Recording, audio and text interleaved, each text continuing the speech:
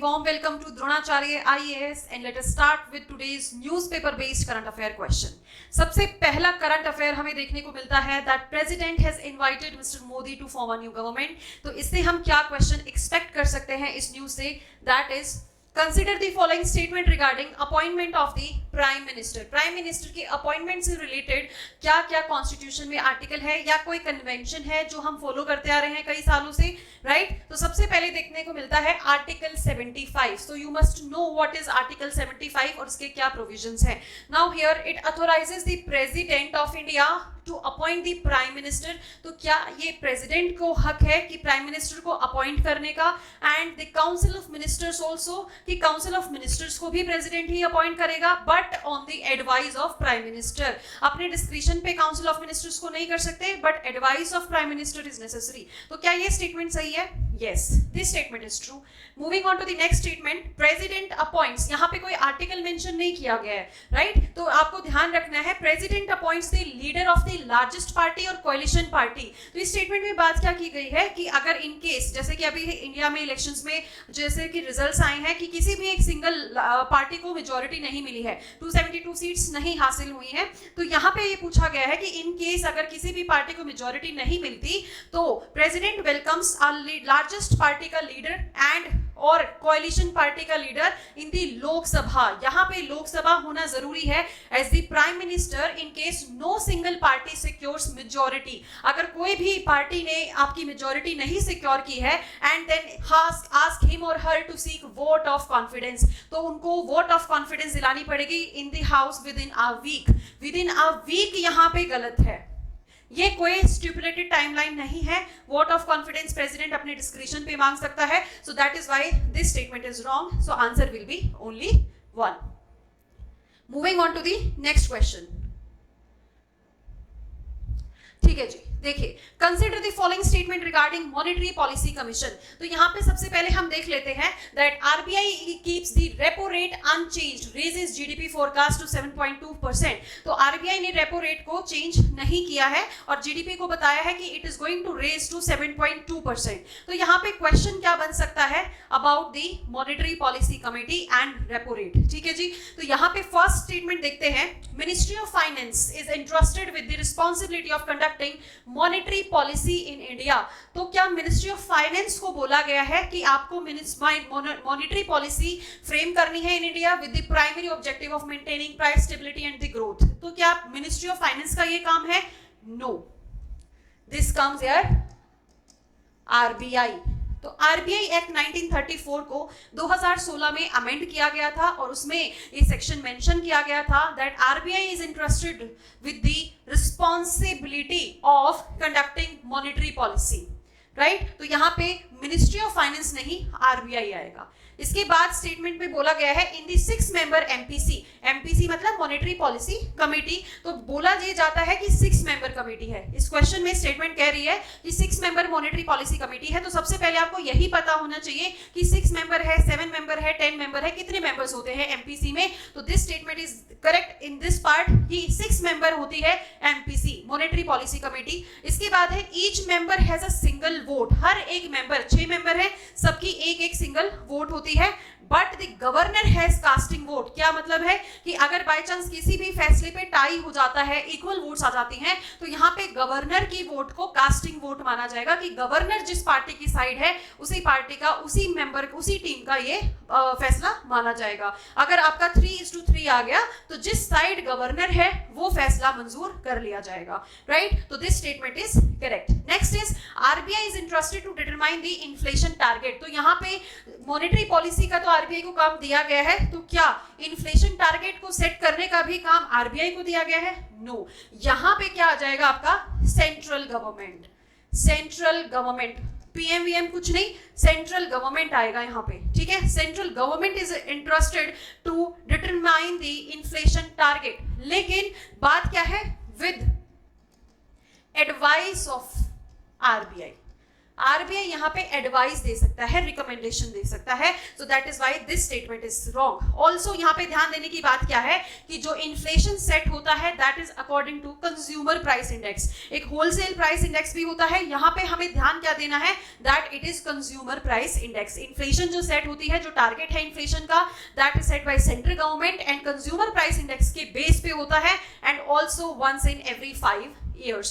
तो जो टारगेट है इन्फ्लेशन का वो क्या है इंडिया में, दैट इज 4 ± 2%। मतलब क्या है कि 4% हो सकता है, 4% ऑप्टिमम बैलेंस रख के चलना है। मिनिमम अगर हम देखें तो आपका 2% हो सकता है और मैक्सिमम 6% तक जा सकता है। ठीक है, तो ये टारगेट है। ये टारगेट 2016 में सेट किया गया था, जैसे कि यहाँ पे बोला गया है हर 5 साल में दोबारा से चेंज किया जाएगा, लेकिन the MPC, the central government has remained with this target only. यही टारगेट अभी भी आपका है कि 6% maximum, 2% minimum and optimum balance आपका 4% तक ही इन्फ्लेशन टारगेट रहेगा, राइट। तो इसमें आपकी ये स्टेटमेंट गलत है and this statement is also wrong, so only one statement is correct and पूछा गया है correct statement, so answer will be only 1।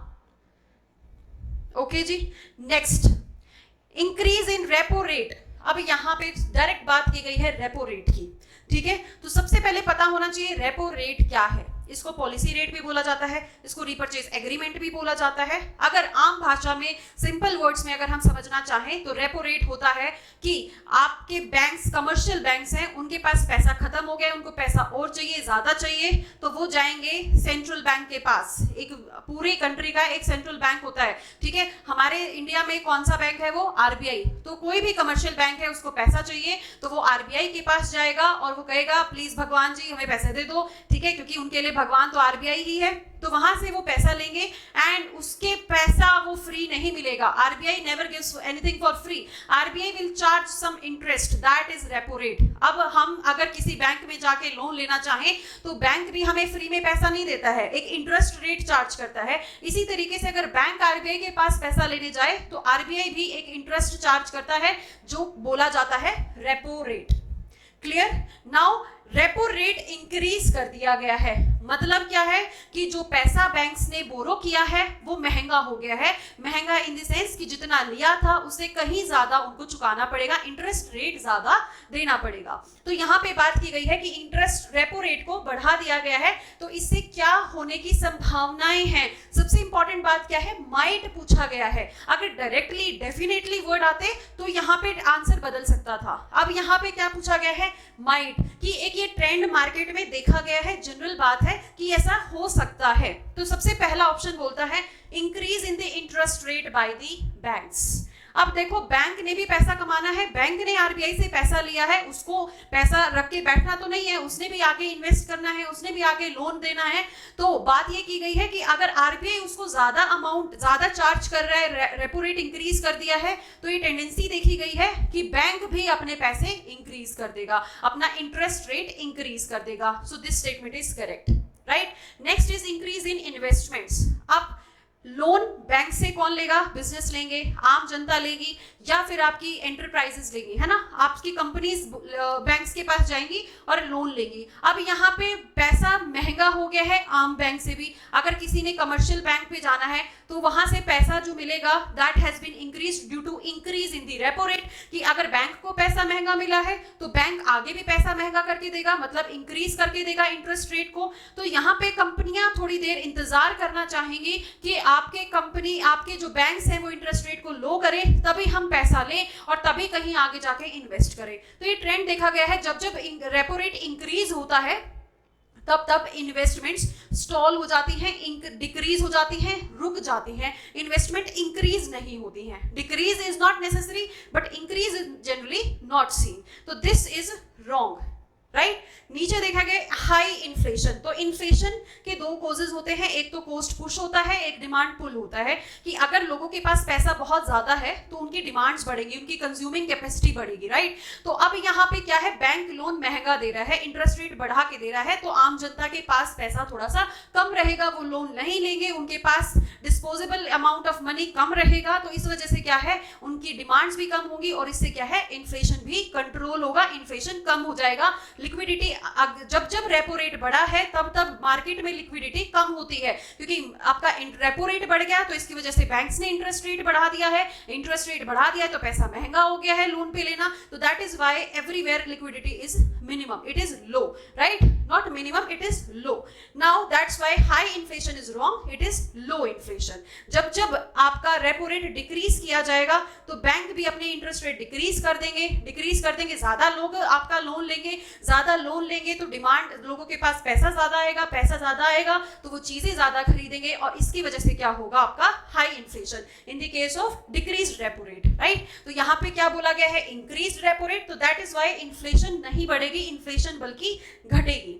Next is increased government expenditure. अब यहाँ पे बात की गई गवर्नमेंट भी कहीं से पैसा उठाती है, अगर बैंक से पैसा उठाया गवर्नमेंट ने तो उसके लिए भी क्या है, डेट सर्विसिंग में सारा पैसा चला जाएगा instead of the investment, instead of the welfare schemes, क्योंकि वो ही बजट है और उनको उस बजट में ही काम चलाना है. अब पैसा महंगा हो गया है, उन्होंने लोन लिया हुआ है तो उसके इंटरेस्ट रेट इंक्रीज हो गए हैं, तो वो डेट सर्विसिंग में जो आपका डेट भरना है, जो कर्ज भरना है, उसमें ज्यादा चला जाएगा पैसा instead of some welfare scheme, some welfare program. So that is why it is also seen that government expenditure is also decreasing.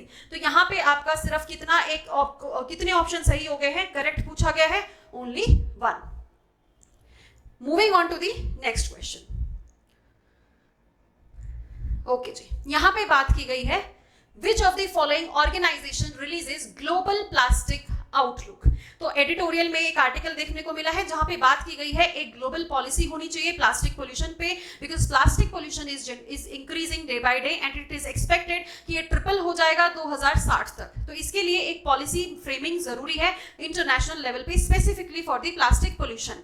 तो इस पे आप देख सकते हैं, यहाँ पे आर्टिकल में जिक्र किया गया है ग्लोबल प्लास्टिक आउटलुक का. तो ये रिपोर्ट कौन रिलीज करता है, The Organization for Economic Cooperation and Development, OECD, UNEP, United Nations Environment Programme, or UNCTAD, United Nations Conference on Trade and Development, and the United Nations Framework Convention on Climate Change. Which of the following gives the global plastic outlook? So answer is OECD. Right? It was formed by 38 countries. Generally इसमें rich countries होती हैं, high income countries होती हैं. ध्यान देने वाली बात क्या है कि इसमें India is a non-member state. India नहीं, बहुत सारी कंट्रीज ऐसी हैं जो इसके मेंबर्स हैं लेकिन नॉन मेंबर्स हैं, राइट. इसके मेंबर्स नहीं है, वो नॉन मेंबर कंट्रीज हैं, राइट. तो यहाँ पे OECD is important because exceptional है ये. कुछ बहुत कम ऐसी ऑर्गेनाइजेशंस हैं जिसमें इंडिया पार्टिसिपेट नहीं करता, इंडिया मेंबर नहीं होता है. तो यहाँ पे OECD का इंडिया मेंबर नहीं है, नॉन मेंबर स्टेट है. कोऑपरेशन चलता है 1995 से, India has been cooperating with OECD. Although when was OECD established, ये आपको कमेंट सेक्शन में बताना है, right. Moving on to the last question. It is about Bima Sugam. बीमा सुगम क्या है, राइट. सबसे पहली स्टेटमेंट बोलती है it is an online platform where customers can choose a suitable insurance scheme from multiple options given by various companies. सबसे पहली बात क्या है, अगर हमें यहाँ बीमा दिख रहा है तो इंश्योरेंस वाली बात तो आपकी सही हो गई है, right. Insurance is correct. Second is online platform है या ये कोई स्कीम है. So this statement is correct. ये एक ऑनलाइन प्लेटफॉर्म बताया, जस्ट लाइक अपने ई कॉमर्स प्लेटफॉर्म्स हैं जहां पे हम चीजें जाके खरीद सकते हैं डिफरेंट ब्रांड से, डिफरेंट कंपनी से, just like Myntra, just like Ajio, वहां पे हम शॉपिंग करते हैं. तो यहाँ पे भी शॉपिंग हो सकती है, किस चीज की, लेकिन इंश्योरेंस की, ठीक है. तो that is why this statement is correct. Next is initially only insurance of life will be met by Bima Sugam. तो क्या ये बात सच है that insurance of the life will be met by Bima Sugam, ठीक है.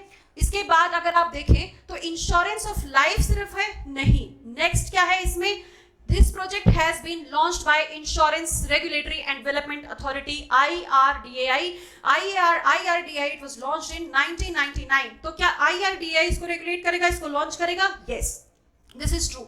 तो यहाँ पे सिर्फ इंश्योरेंस ऑफ लाइफ नहीं, इंश्योरेंस फॉर हेल्थ भी आ जाएगा, आपका इंश्योरेंस फॉर मोटर व्हीकल्स भी आ जाएगी, जनरल इंश्योरेंस जो भी, सभी इसमें इंक्लूडेड होंगे. So that is why this statement is wrong. So how many statement we got correct? Only 2 statements. Okay, these options are not correct.